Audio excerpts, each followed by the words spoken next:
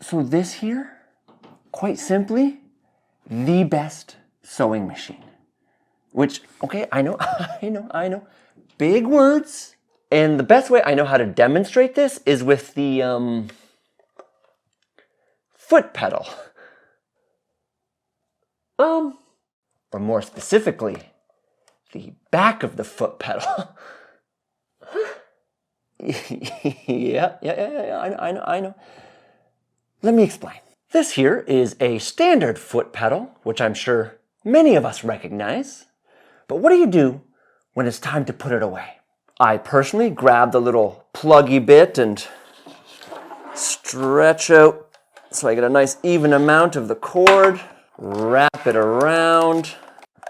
And then I've got this little end bit here, which I twirl around the pluggy bit to hold it in place. And voila, it works. But someone over at Juki said, no.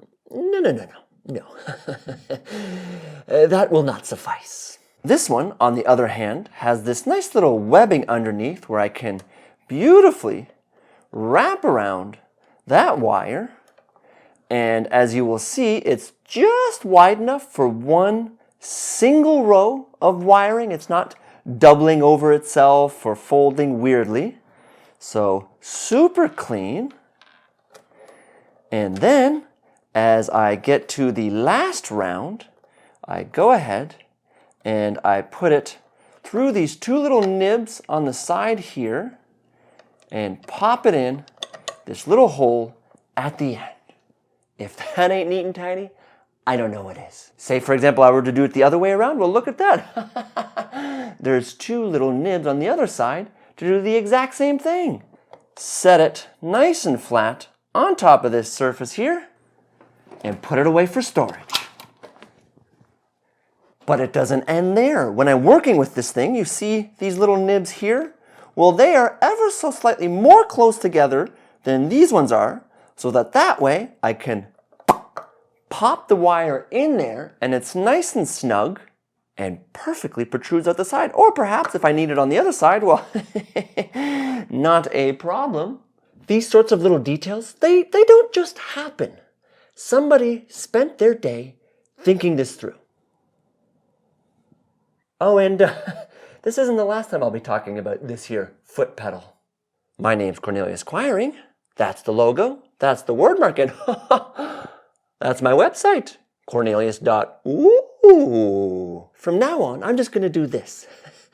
Because throughout this whole video, there's always going to be some aspect that I'm going to highlight where somebody thought this through. This machine, the entirety of the machine.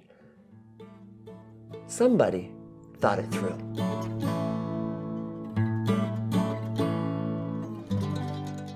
You see this little button here? The purpose of it is to raise and lower the needle to either the highest or lowest position that it can go. Why does this matter? Well, if I have the needle in the highest position, I don't have to worry about holding on to my thread when I start stitching. I can just start going. And then when I stop, you notice how it's at the very lowest possible position? Watch this. So I'm going to use my hand on the foot pedal here, and you'll notice that if I take it off early while it's still up, it still goes for an extra half a second or second to go back down and in. And at first, this kind of threw me off. In my mind, if I take my foot off the pedal, I mean, stop sewing. It's as simple as that, right? And that's when I realized the brilliance of it is that I don't ever have to worry about losing my stitch. Like say, for example, I'm working on a sleeve, I can just lift my pressure foot, readjust the bits as I need, or possibly I need to turn a corner. Well, I know the needle's down, just flip my fabric the other way, back down, and I keep going. Ready back down for my next turn or readjustment.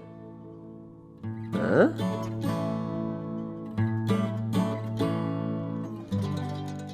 This little scissor button here cuts the thread. And boom, stitch is cut, take my fabric, and keep it moving. Gone are the days of trying to fish around underneath the project to find the bobbin thread to snip it I do whatever I need to with my fabric. I come back, the needle's in the right position, put my presser foot down. I sew away. As I'm working, the needle's down, in the right position. I cut, it lifts up, and the cycle repeats itself. But this ain't even it. There's more. If I press with my heel, it cuts. I never actually have to press the cut button right here. I just do it all with my feet. Press forward to sew, back to cut. So between the needle always being in the right position and this heel cutting feature, I never actually really press these buttons. I think I've pressed them more often for the video than I have in the actual use of the machine. A great big giant thank you to the folks over at Quality Sewing for very generously sending me this machine. And here's the thing, the video that you're watching now, this wasn't the video that I told them I was going to make, but after spending some time with this machine and just absolutely falling in love with it, I knew the only way I could make a real, authentic video was to do what you're watching right now. And what's great about the folks at Quality Sewing is that they trust me with this. And they just get on with what they're good at, which is understanding what the best products are for sewing and quilting. I mean, they recommended this machine to me. I wouldn't have picked this one myself. Just goes to show that they know their business. Honestly, they're just salt of the earth, everyday folks like you and I, who also love to sew and quilt. So if you're looking to upgrade your machine or you're looking to buy a new one, definitely check out Quality Sewing. I've shared the link down in the description.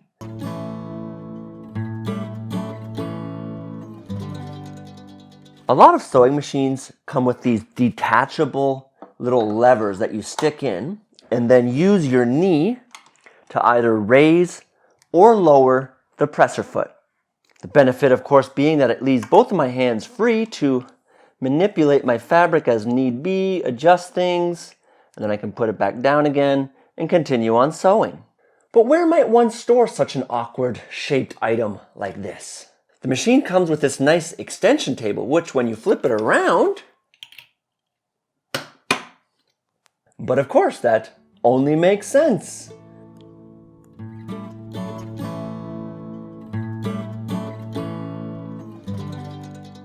This is my old sewing machine, and it has quite a chunky head here in the sewing area. But I'll be honest, I've never really spent much time thinking about it. It just is what it is, you know? That is until, of course, I got this machine, and it has a really nice slim side profile in the front here. And what that does is offer just so much more visibility to where I'm sewing. But not only that, it just feels better to be able to maneuver my materials around. I didn't know this mattered until, well, I got this machine. Again.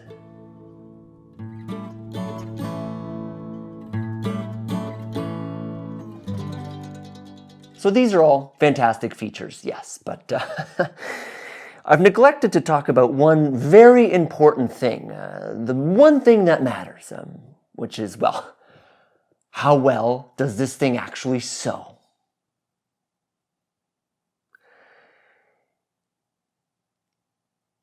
Amazing.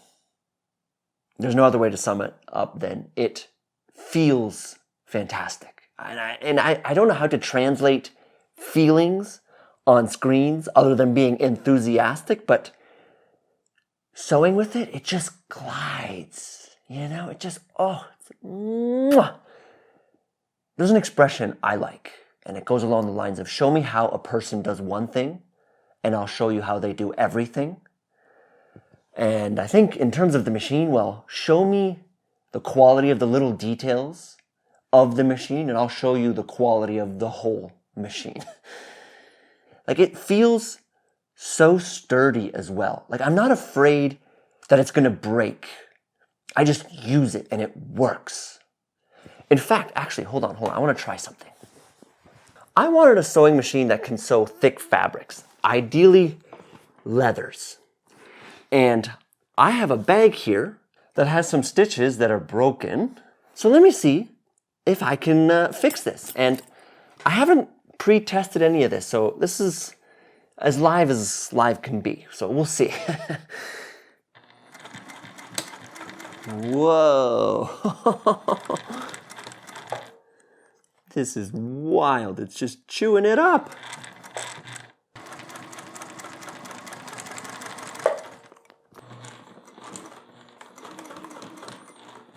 Look at that. It chewed through this stuff like it was butter. It was nothing. I mean, the quality of my work ain't that great. I now have to learn how to work with leather, but the machine can certainly do it. I was really worried I was going to have to cut that segment out of this video, but woo! An important detail is that this is a quilting and sewing machine, and essentially what that means is it only sews in a straight line. No zigzags or fancy stitches. It's also sometimes referred to as a semi-industrial sewing machine because it sits somewhere between your everyday home machine, which can do various different stitches, and industrial machines, which are heavy-duty, robust, single-function machines. You'll have a machine that does just a straight line. There's machines that just do zigzags. There's machines that just do buttonholes. And it's an endless rabbit hole of possibilities. Now, I'm very fortunate in that I have multiple machines at this point, which means I can use this machine to do the vast majority of my sewing. I mean, 99%. Let's be generous. 98% of my sewing is straight lines. And then when it comes to things like buttonholes or the odd zigzag stitch, I'll just pull up my other machine. But I'm telling you, this one, oh, I have fallen in love. You know what? Silly me. I've gone this whole video without even telling you the name of this machine. This is the Juki TL-15. So how about you? Do you have a machine that you like as much as I do this one now? If so, do share down in the comments and what makes it right just for you. Perhaps you're still looking for that perfect sewing machine. Well, I plan to eventually do a video where I answer the age-old question, what sewing machine should I buy? By far and away my most asked question. So if that's you, do let me know down in the comments. But also, if you have any specific things you'd like me to cover or questions to answer, that would be helpful. Definitely check out Quality Sewing, great organization run by wonderful folks, link in the description. A massive thank you to these patrons who support what I do here. Muchas gracias. I hope you have a great day. Thanks for watching. Toodles.